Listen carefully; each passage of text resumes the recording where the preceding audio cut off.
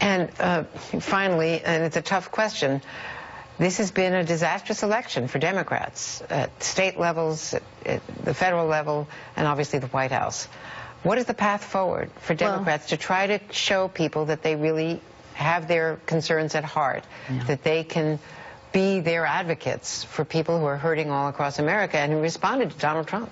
Well, let's remember that Hillary Clinton won the popular vote. So, so again, it's like saying, well, we got more runs in the World Series than somebody else. No, it has to be in the right game. But it is an electoral college game, and they misjudged the Rust Belt. Whatever it is. Well, I think the Democrats have always been there for America's working families. That was not communicated as clearly as it should have been in the election, with all of the interventions and, frankly, the focus that was placed in the media on emails and hacking and the like. It was a distraction from the message. But let's just take full responsibility for the fact that what we stand for is what is in the interest of America's working families. I think they will see that when they see the policies of President-elect Trump in the White House, and that will help us differentiate more clearly.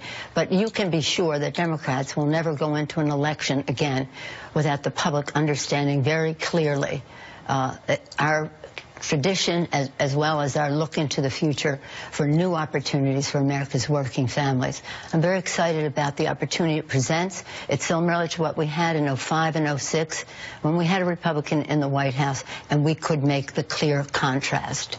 And having said that, I'm very proud of the candidacy of Hillary Clinton. I'm heartbroken that she's not going to be president, but she would want us to move on and make the support where we can, differentiate where we can't, but make it clear whose side the Democrats are on. I know you were with her last week at the Harry Reid portrait unveiling. How is she? How's she doing?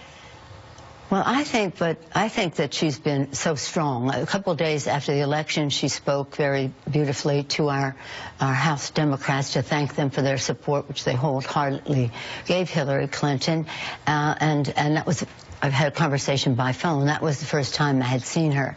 And quite frankly, she was a lot better than I was, because just the reality of it hitting home by seeing her in person. She was strong. As you know, she came forth and made not only a tribute to Harry, but a presentation about fake news. So she's always about the future. She's always about making it better for America's working families. And how the news comes forth, how truth is told, is very important to that. So I thank you for the role you play in that. Thank you very much to you, Nancy Pelosi. Thanks for being with us here today.